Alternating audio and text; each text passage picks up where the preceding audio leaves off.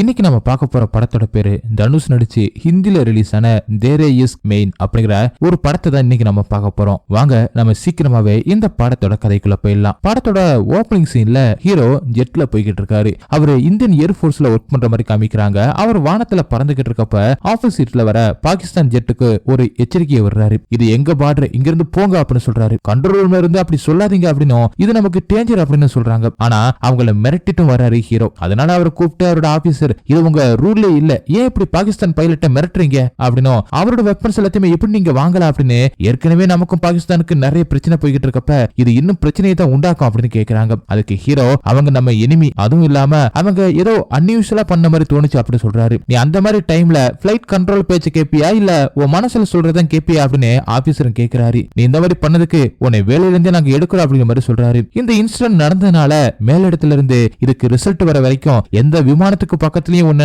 பார்க்கவே கூடாது அப்படின்னு சொல்லிடுறாரு. அப்ப கூட இருக்கிற மத்த பைலட் சொல்றப்ப இவரு ஒரு நல்ல பைலட், ரொம்பவே டேலண்டான பைலட் இவரு அப்படின்னு சொல்றாங்க. கொஞ்சம் கோவம் மட்டும்தான் அதிகமா அவருக்கு வரும் அப்படின்னு சொல்ல, அப்ப அதுக்கு அந்த ஹையர் ஆபீசரும் கோவம் வரதுல எனக்கு பிரச்சனை இல்ல, டிசிப்ளின் தான் முக்கியம், அவனுக்கு கவுன்சிலிங் கொடுக்க ஏற்பாடு பண்ணுங்க, அவங்க இவனுக்கு சைன் பண்ணி தந்தா மட்டும்தான் அதுக்கப்புறம் இவன் பிளைட் ஓட்டட்டும் அப்படின்னு சொல்றாங்க. ஹீரோ கோவமா இருந்து கிளம்புறாரு. ஆனா இதுதான் லாஸ்ட் சான்ஸ், இதுல அவன் தோத்துட்டா பிளைட்ல ஏறவே முடியாது அப்படின்னு சொல்றாரு. அடுத்த சீன்ல ஹீரோனை காமிக்கிறாங்க. அவங்க அவசர அவசரம் மாத்திரை எல்லாம் போடுற மாதிரியும் போன்ல யாருக்கிட்டயோ எங்களுக்கு நீ வேணும் வந்துரு அப்படி சொல்றாங்க. அதுக்கு போன்ல பேசுறவரும் இல்ல என்னால வர முடியாது, இப்ப அடுத்த போர் நடக்க போகுது, நான் வருவனா இல்லன்னு கூட தெரியல அப்படி சொல்லிக்கிட்டு இருக்கும் போதே அதனால கோவப்படுறாங்க. அப்ப முக்தி அப்படின்னு ஹீரோனை யாரோ கூப்பிட வரேன்னு சொல்லிட்டு வெளியில வந்து பாக்குறாங்க.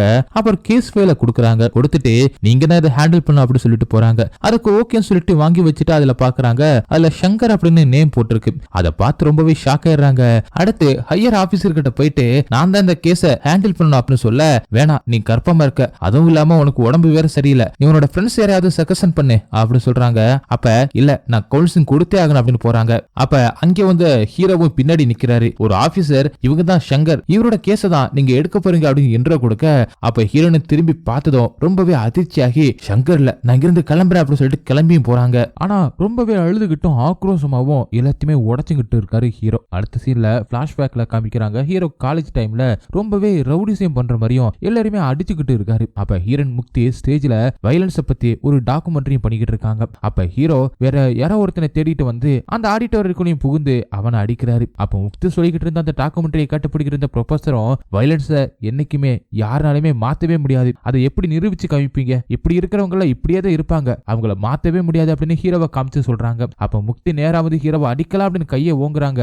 ஆனா அதை ஹீரோவும் தடுத்துறாரு. அவரை காலேஜ்ல இருந்து கம்ப்ளைண்ட் பண்ணதுனால ஹீரோவை பிடிக்கிறதுக்காக போலீஸும் வந்துடுறாங்க. போலீஸ் கிட்டையும் கமலா நகர் ஸ்டேஷன் தானே, டெய்லி நான் வந்துட்டு போயிட்டு தான் இருக்கேன், நானே வந்துடுறேன் அப்படி சொல்லிட்டு திரும்பி ஹீரோன் கிட்ட வந்து உங்க அழகான கையால் அடிக்க வந்துட்டு அடிக்காம போகாதீங்க, அடிங்க அப்படி சொல்லி இவரே அடிக்கவும் செய்யறாரு. அதை பார்த்து ஹீரோனுமே ஷாக் ஆயிடுறாங்க. இவரை வச்சு வயலன்ஸா இருக்கிற மனுஷன நான் வயலன்ஸா மாத்தி டாக்குமெண்ட்ரியோட ரிசல்ட் உங்களுக்கு காமிக்கிறேன் அப்படின்னு ப்ரொஃபசர் கிட்டையும் சொல்லிட்டு போறாங்க. அடுத்த சீன்ல ஜெயில இருக்கிற ஹீரோவை அவங்க அப்பா போலீஸ் கிட்ட பேசி வெளியில எடுக்கிறான் அப்படின்னு பேசுறாரு. ஹீரோவை திட்டிக்கிட்டே கூட்டிட்டு வராரு. ஆனா ஹீரோவும் ரொம்பவே சாதாரணமா நான் இங்கே இருக்கேன், நீங்க போங்க, பொறுமையாவே வரேன் அப்படி சொல்றாரு. அதுக்கப்புறம் இங்க வந்து ஹீரோவை வெளியில எடுக்கிறாங்க. அப்ப ஹீரோவும் இவங்க எதுக்கு நம்மள வெளியில எடுக்கிறாங்க அப்படின்னு யோசிக்கிறாரு. அதுக்கப்புறம் ஹீரோ கிட்ட நீ இந்த சாக்கடையில இருக்கிற புழு மாதிரி நான் உன்னை மனுஷனா மாத்தி காமிக்கிறேன், நான் சொல்ற எக்ஸ்பெரிமெண்ட் டாஸ்க் எல்லாம் செய்யலாம், அடுத்து ஒரு செஷன் வச்சு உன்னை நான் மாத்தி காமிக்கிறேன் அப்படி சொல்றாங்க. அதுக்கு ஹீரோவும் நான் ஏன் அப்படி செய்யணும், ஏன் நீ என்ன கல்யாணம் பண்ணிக்க போறியா அப்படின்னா சொல்லு, நான் அதெல்லாம் செய்யறேன் அப்படின்னு கேட்கிறாரு. அப்படிலாம் இல்ல, நான் உன்னை ஒரு பெட்டர் பர்சனா மாத்த போறேன் அப்படின்னு சொல்றாங்க. அதெல்லாம் வேணாம் அப்படின்னு சொல்லிட்டு ஹீரோவும் ஹீரோனை அனுப்பி வைக்கிறாரு. அப்ப ஹீரோனும் ஜெதிக் அப்படிங்கிற ஒருத்தர் கூட பேசிக்கிட்டே காலேஜ் வராங்க. அப்ப அங்க திடீர்னு ஒரு ராக்கெட் வருது. அப்ப யார் அதை விடுறது அப்படின்னு ஹீரோனு போய் பார்க்க நம்ம ஹீரோ அவங்க ஃப்ரெண்ட்ஸ் கூட சேர்ந்துக்கிட்டு அந்த மாதிரி வயலன்ஸை கிரியேட் பண்ணிக்கிட்டு இருக்காரு. இதை பார்த்த ஹீரோனோ ஏன் இப்படி பண்றீங்க அப்படின்னு கேட்க, எனக்கான ஒரு கேர்ள் ஃப்ரெண்ட் கூட இல்ல, இவங்கள மட்டும் ஜாலியா கேர்ள் ஃப்ரெண்டோட சுத்திக்கிட்டு இருக்காங்க, அதான் அவங்க மேல ராக்கெட் விடுறேன் அப்படி சொல்றாரு. அதனால இதை யூஸ் பண்ணிக்கலாம் அப்படின்னு நினைச்ச ஹீரோனோ, அப்ப நானே உனக்கு கேர்ள் ஃப்ரெண்ட் மாதிரி இருக்கேன், என் வேலைக்காக நான் அப்படி பண்றேன், உன்னை பொறுத்த வரைக்கும் அதை காதல வச்சுக்க, ரிஸ்க் எடுக்க தான் உனக்கு நல்லாவே பிடிக்குமே, ரிஸ்க் எடுத்துக்க, எனக்குமே என்னோட எக்ஸ்பெரிமெண்ட் முடிக்கணும் அப்படின்னு சொல்றாங்க. ஃபர்ஸ்ட் யோசிக்கிற ஹீரோ அதுக்கப்புறம் ஓகே அப்படின்னு சொல்றாரு. அதனால ரெண்டு பேருமே வெளியில போக ஆரம்பிக்கிறாங்க, டைம் ஸ்பெண்ட் பண்ண ஆரம்பிக்கிறாங்க. ஹீரோவும் ரொம்பவே லவ் பண்ண ஸ்டார்ட் பண்ணிடுறாரு ஹீரோயினை. ஹீரோனுக்கு என்னெல்லாம் பிடிக்குதோ அதை எல்லாத்தையுமே ஹீரோவும் பண்ணிக்கிட்டு இருக்காரு. அடுத்து ஹீரோயினோ உனக்கு இங்கிலீஷ் தெரியல அப்படின்னு சொல்லவும் ஹீரோ அதையுமே கத்துக்கிறாரு. இந்த மாதிரி எல்லாத்தையுமே செய்ய அடுத்த சீன்ல ஹீரோயினோ அவங்களோட எக்ஸ்பெரிமெண்ட் சப்மிட் பண்றதுக்காக ப்ரொஃபசர் முன்னாடி ஹீரோவை கூட்டிட்டு போய் நிப்பாட்றா. ஆனா அங்கேயுமே ஹீரோ ரிஜெக்ட் ஆயிடுறாரு. அதாவது அதாவது ஹீரோ கிட்ட அடி வாங்கின ஒருவரை ஹீரோவை இப்ப அடிக்க சொல்றாங்க ஹீரோயின். ஹீரோ திரும்ப அடிக்க மாட்டாரு அப்படிங்கிற நம்பிக்கையில பண்றாங்க. ஆனா ஹீரோ திரும்ப அடிச்சிடுறாரு. அதே மாதிரி திரும்ப திரும்ப பண்ண சொல்லி சொல்ல அதனால ஹீரோவும் இப்ப எனக்கு ரொம்பவே போர் அடிக்குது, என்னால இப்படி உங்ககிட்ட நடிக்க முடியல அப்படின்னு ஹீரோ சொல்றாரு. அதுக்கு என்ன பண்றது அப்படின்னு ஹீரோன் கேட்க அதுக்கு ஹீரோவும் எனக்கு ஃபன் வேணும் அப்படின்னு சொல்றாரு. ஃபன்னா என்ன அப்படின்னு ஹீரோனு கேட்டுக்கிட்டே சரி நான் உனக்கு ஃபன் தரேன், நீ அப்ப எனக்காக இதை பண்ணு அப்படி சொல்றாங்க. திரும்ப அந்த அடி வாங்கின ஒருத்தரை ஹீரோவை அடிக்க வைக்கும் போது ஹீரோ திரும்ப அடிக்காதத ப்ரொஃபசர் பாக்குறாரு. அப்புறமா அடுத்த சீன்ல ஹீரோனும் ஹீரோவை வா ஃபன் பண்ண போலாம் அப்படின்னு கூப்பிடுறாங்க. ஆனா ஹீரோக்கு விருப்பம் இல்லாம அங்கிருந்து வெளியில வராரு. ஹீரோ கிட்ட ஏன் என்னாச்சு அப்படின்னு ஹீரோனு கேக்குறாங்க.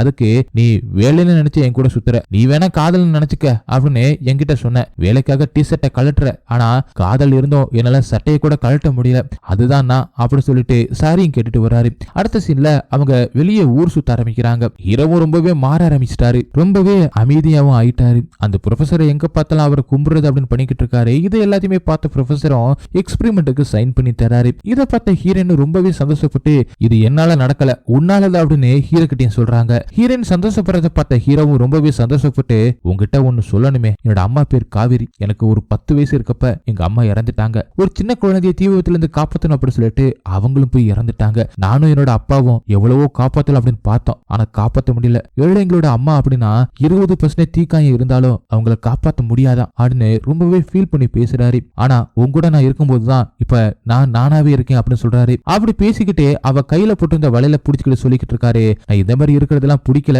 ஆனா நீ என்ன சொல்லலாம் நான் செய்யறேன், நான் உன்னை லவ் பண்றேன், கண்ணா அப்படின்னு ரொம்பவே லவ் பண்றேன் அப்படின்னு சொல்றாரு. எந்த ஒரு பதிலும் சொல்லாத ஹீரோயின் யாரோ தூரத்துல இருந்து முக்தி அப்படின்னு ஹீரோனை கூப்பிடுறாங்க. அந்த வலையில அப்படியே உடையுது. முக்தியோ அமீர் அப்படின்னு கூப்பிட்டுக்கிட்டே அவனை நோக்கி ஓடுறா. அதை பார்த்த ஹீரோ அங்கேயே உடஞ்சு போறாரு. ஹீரோயின் முக்தியும் அமீரை கட்டி பிடிச்சுக்கிட்டு இருக்காங்க. அடுத்த சீன்ல ஹீரோ ஏர்போர்ஸ்ல இதை நினைச்சு பார்த்துக்கிட்டு இருக்க மாதிரியும் காமிக்கிறாங்க. அங்க ஹீரோனோ ரொம்பவே உடம்பு சரியில்லாம அவங்க மூக்குல இருந்து ரத்தம் வந்துகிட்டு இருக்கு. அதை தொடச்சிட்டு அப்படியே வெளியில வந்து ஹீரோ சங்கரை பார்த்து உங்ககிட்ட கொஞ்சம் பேசணுமே அப்படி சொல்றாங்க. எப்படி இருக்க அப்படின்னு கேக்குறாங்க. அதுக்கப்புறம் யூபிஎஸ்சி எக்ஸாம் தானே எழுதுன, எப்படி ஏர்போர்ஸுக்கு வந்த அப்படின்னு கேக்குறாங்க. எதுக்குமே பதில் சொல்லாம கோமா முறைச்சுக்கிட்டே இருக்காரு ஹீரோ. அடுத்து ஏர்போர்ஸ்ல இருக்கிறப்ப இந்த மாதிரி நீ இப்படிலாம் ரியாக்டே பண்ணக்கூடாது அப்படின்னு சொல்றாங்க. ஏன் இப்படி பண்ற அப்படின்னு கேட்க அதுக்கு ஹீரோ பார்டருக்குள்ள எனிமிஸ் யாராவது வந்தாங்கன்னா ஷூட் பண்ணலாம் அப்படிங்கிறது பைலட்டோட டியூட்டி தான் அப்படின்னு சொல்றாரு. நான் ஜெட் ஓட்டுறேன், கமர்ஷியல் ஏர்லைன்ஸ் ஒன்னும் ஓட்டல அப்படின்னு சொல்றாரு. நீங்க என்ன இங்க பண்றீங்க அப்படின்னு ஹீரோனை பார்த்து கேட்க நீ இன்னும் அப்படியே ரொம்ப அக்ரெசிவா தான் இருக்காருன்னு ஹீரோவை பார்த்து சொல்றாங்க. நீங்க ஒன்னும் காட் சிண்ட்ரோம் கிடையாது அப்படின்னு ஹீரோவும் சொல்லி முடிக்கிறதுக்குள்ள பக்கத்துல இருந்து ஏதோ ஒரு ஆபத்து வருது அப்படின்னு தெரிஞ்சுக்கிட்டு ஹீரோனை காப்பாத்த அடி எல்லாத்தையுமே இவர் வாங்கிக்கிறாரு. அப்ப எனிமிஸ் அங்க அட்டாக் பண்றாங்க அப்படின்னு தெரியுது. அதனால உடனே வெளியில போயிட்டு கர்ப்பமா இருக்கிற லேடி உள்ள இருக்காங்க, அவங்கள காப்பாத்துங்க அப்படின்னு சொல்லிட்டு எல்லாருமே போருக்கு ரெடியா இருக்காங்க. அப்படியே கட் பண்ணி அடுத்த சீன்ல பிளாஷ்பேக்கு போறாங்க. அப்ப ஹீரோட ஃப்ரெண்ட் ஹீரோ கிட்ட வந்து என்ன அவதானா போயிட்டா, அதுக்கே இப்படி பண்ணிக்கிட்டு இருக்க அப்படின்னு கேக்குறாரு. ஆனா ஹீரோ ரொம்பவே ட்ரிங்க்ஸ் பண்ணிக்கிட்டு இருக்காரு.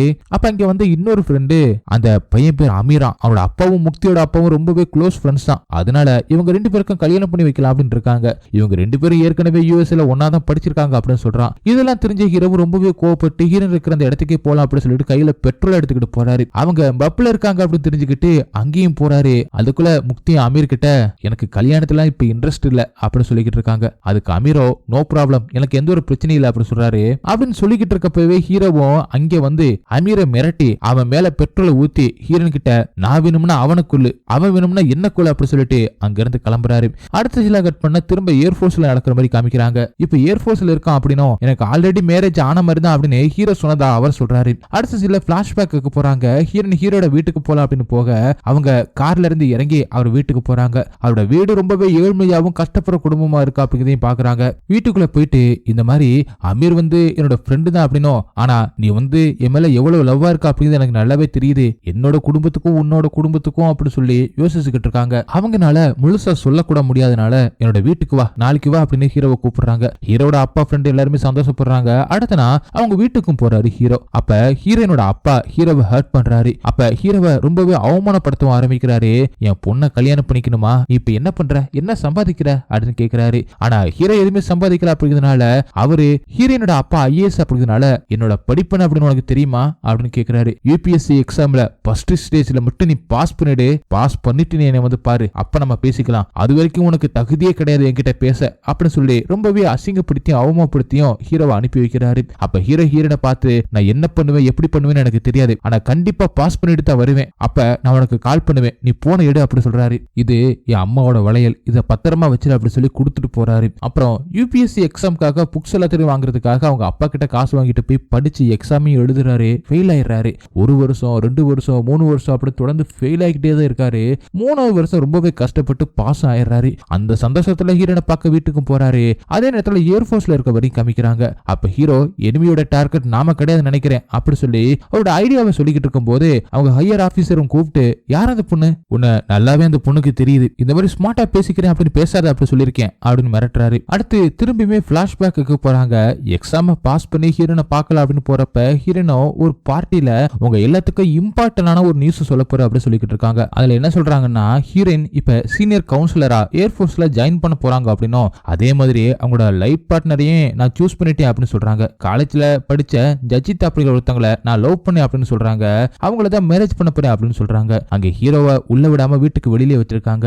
எப்படியும் போரடி உள்ளே வந்துடுறாரு. வந்து பாக்குற ஹீரோ ரொம்பவே ஷாக் ஆகி அழுதுகிட்டு இருக்காரு. போன் பண்ணி பாக்குறாரு. ஆனா ஹீரோன் போன அட்டன் பண்ணல. அதை நேர்ல பாத்துக்கிட்டே இருக்காரு. ரொம்பவே அழுதுகிட்டோம் அந்த இடத்தை விட்டு கிளம்புறாரு. உடனே ஹீரோன் போயிட்டு யூபிஎஸ்சி எக்ஸாம் ரிசல்ட்டை பாக்குறாங்க. அப்ப ஹீரோட பேர் இருக்கிறத பார்த்து ரொம்பவே அவங்களுமே ஃபீல் பண்றாங்க. வீட்டுக்கு போன ஹீரோ அவங்க அப்பாவும் ஃப்ரெண்ட்ஸையும் வீட்டுல வச்சு லாக் பண்ணிட்டு கோவமா திரும்ப ஹீரோட வீட்டுக்கு வந்து ரொம்ப கோவப்பட்ட ஹீரோ அவங்களோட வீட்டை எரிக்கிறாரு. அப்ப எவ்வளவோ ஹீரோனும் தடுத்து பாக்குறாங்க. ஆனா முடியல. திரும்ப ஹீரோனை தனியா மீட் பண்ண ஹீரோ, நான் உனக்கு போன் பண்ணி சொன்னேன்ல, ஏன் நீ எடுக்கல அப்படின்னு திரும்ப திரும்ப கேட்டுக்கிட்டே இருக்காரு. அப்ப நான் வரமாட்டேன்னு நினைச்சிட்டியா அப்படின்னு கேக்குறாரு. அதுக்கு ஹீரோனோ, எப்படி இருந்தாலும் நான் உனக்கு நோ தான் சொல்லிருப்பேன் அப்படின்னு சொல்ல, அப்ப ஏன் நீ முன்னாடியே சொல்ல அப்படின்னு ஹீரோ கேக்குறாரு. நான் சொன்னா நீ ஏத்துக்கிற மனப்பான்மையில இல்ல, அதனாலதான் சொல்லல அப்படின்னு ஹீரோனை சொல்றாங்க. இப்படியே இவங்களுக்குள்ள ரொம்பவே சண்டை நடக்க ஆரம்பிக்குது. அப்ப என்ன ஒரு நிமிஷம் கூட லவ் பண்ணவே இல்லையா அப்படின்னு கேட்க, இல்லன்னு ஹீரோன்னு சொல்லிடுறாங்க. வெறுத்து போய் ஹீரோவும் கிளம்புறாரு. ஹீரோ வீட்டு எல்லாத்தையுமே கொளுத்ததுனால போலீஸும் இவரை பிடிக்கிறதுக்காக வெயிட் பண்ணிக்கிட்டு இருக்காங்க. நேரா அவங்க கிட்டே போயிடுறாரு.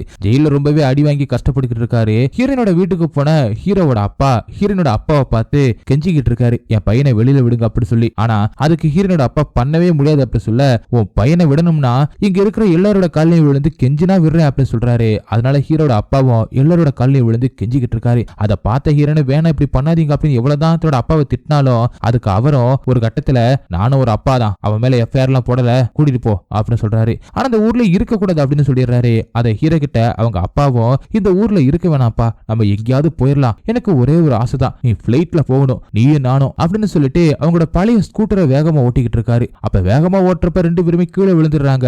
அதுல ஹீரோட அப்பா பரிதாபமா இறந்து போயிடுறாரு. அதை பார்த்து ரொம்பவே கத்தி கதறி அழுதுகிட்டு இருக்காரு ஹீரோ. அப்ப காசிக்கு போற ஹீரோவும் அவங்க அப்பாவோட அஸ்தியை கரைச்சிட்டு அங்க ஒரு சாமியார் சொல்றதை கேட்கிறாரு. முக்தின்னு வாழ்க்கையை அழிச்சிட்ட, உன் அப்பனையும் கொன்னுட்ட, ஆனா அந்த முக்தி உனக்கு கடைசி வரை கிடைக்கவே போறதில்ல அப்படின்னு அவர் சொல்றதை கேட்கிறாரு. அங்கிருந்து நேரம் ஹீரோனோட வீட்டுக்கு வந்து தண்ணி எடுத்து முகத்துல ஊத்தலாம் அப்படின்னு போறப்ப எல்லாருமே அதை ஆசிட் தான் ஊத்த போறான் அப்படின்னு நினைக்கி கதறாங்க. ஆனா ஹீரோவும், இது காசுல இருந்து எடுத்துட்டு வந்த தண்ணி, ஏதாவது நீ பாவம் பண்ணிருந்தா எல்லாமே போயிடும், ஆனா கல்யாணம் பண்ணிக்க உனக்கும் ஒரு பையன் பிறப்பான், இதே மாதிரி காதலிச்சு கஷ்டப்படுவான் அப்படின்னு கோமா சொல்லிட்டு அங்கிருந்து கிளம்புறாரு. அதுக்கப்புறம் ஹீரோனோட கல்யாணமும் நடக்குது. அதுக்கப்புறம் கல்யாணம் முடிஞ்சு மனசு கேட்காம ஹீரோ எங்க இருக்காரு அப்படின்னு பார்க்க போறப்ப அவர் சொன்ன மாதிரி இந்த ஊரை விட்டு காலி பண்ணிட்டு ஹீரோ போயிருக்காரு. இன்னொரு சீன்ல ஹீரோ அவரு தனத்தனி சுட்டுக்கிட்டு செத்துடலாம் அப்படின்னு யோசிக்கிறாரு. அப்ப வானத்துல பிளைட் போறத பாக்குறாரு. அதை பார்த்து அவரோட அப்பா சொன்னது ஞாபகம் வருது. அதனால திண்டுக்கலுக்கு போயிட்டு அங்க இருக்கிற ஏர்ஃபோர்ஸ்ல ஜாயின் பண்ணி ட்ரெயினிங் எடுக்க, இன்னொரு பக்கம் ஹீரோவும் என்னாலதான் இப்படி ஆயிட்டாரு அப்படின்னு நினைச்சு ரொம்பவே குடிக்க ஆரம்பிக்கிறாங்க. ரொம்பவே ஸ்மோக் பண்ண ஆரம்பிக்கிறாங்க. அவங்களோட உடம்பு ரொம்பவே வீணா போகுது. ரத்தம் வாந்தி, மூக்குல ரத்தம், அந்த மாதிரி உடம்பு ரொம்பவே மோசமான நிலைமையில இருக்காங்க. இதை பார்த்த ஹீரோனோட அப்பாவுக்கும் ஹார்ட் அட்டாக் வந்து அவருமே ரொம்பவே சீரியஸான கண்டிஷன்ல இருக்காரு. இதுல இருந்து இப்ப அப்படி 2 பேரோட குணமும் மாறி கேரக்டர் மாறியும் ஹீரோ ரொம்பவே பொறுமையா ஒரு பைலட்டும் ஆயிடுறாரு. அடுத்து ஏர்ஃபோர்ஸ்ல நடக்கிற மாதிரி அப்படி சீனை காட்டுறாங்க. அப்ப ஹீரோனை வந்து ஹீரோ கிட்ட, இப்ப நான் ஒன்னு சொன்னா நீ என்ன கழுத்து நிறுத்தி கூட கொன்னுருவ அப்படின்னு சொல்றாங்க. என்ன அப்படி ஹீரோ கேட்க, அதுக்கு அவங்களும், நான் உன்னை காதலிக்கிறேன் அப்படி சொன்னா என்ன பண்ணுவ அப்படின்னு கேக்குறாங்க. நீ குடிச்சிருக்க அப்படின்னு ஹீரோ சொல்லிட்டு, எனக்கு காதல் எதுவும் வேணாம், எனக்கு நீ அதை சைன் பண்ணி மட்டும் தந்தா போதும், வேற எதுவுமே பண்ண வேணாம் அப்படின்னு சொல்றாரு. அதுக்கு ஹீரோனோ, நீ எனக்காக எவ்வளவோ பண்ணிருக்க, ஆனா என்னால எதையுமே உனக்கு பண்ண முடியல, வேற என்ன வேணா நான் உனக்கு பண்றேன், ஆனா இதை மட்டும் பண்ணவே மாட்டேன், ஏன்னா நீ போனினா இறந்துடுவ, கர்ப்பமா இருக்கேன், இருந்தாலும் காலில் விழுந்து கெஞ்சி கேட்கிறேன் போகாத அப்படி சொல்றாங்க. ஹீரோவும், எனக்குமே போலீஸ் அடிச்சனால என் காலெல்லாம் நொறுங்கிருச்சு, என் முதுகுலம்பெல்லாம் நொறுங்கின எலும்பு தான், இருந்தாலும் நான் குனிஞ்சு கேட்கிறேன் அப்படின்னு சொல்றாரு.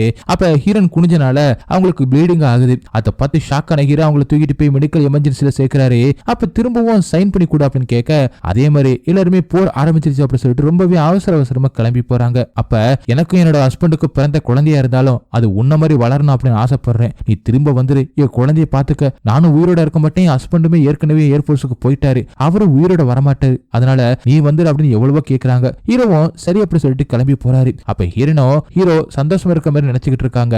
அவங்க அம்மாவோட வலையில போற மாதிரி ஹீரோ நினைச்சுக்கிட்டு இருக்காரு. அடுத்த சீன்ல ஹீரோ, நான் உன்னை எப்பவுமே காதலிச்சுக்கிட்டு தான் இருக்கணும் ஆசை, அதான் எனக்கு தோணுது, ஆனா அது என்னோட விதி கிடையாது அப்படி சொல்றாரு. முன்னாடி பிளாஷ்பேக்ல ஹீரோயின் கிட்ட ஹீரோவும், நான் ஒருவேளை வரலைனாலும் உன்னோட குழந்தையோட அப்பா திரும்ப வருவார் அப்படி சொல்லிட்டு வர்றாரு. அதையுமே காமிக்கிறாங்க.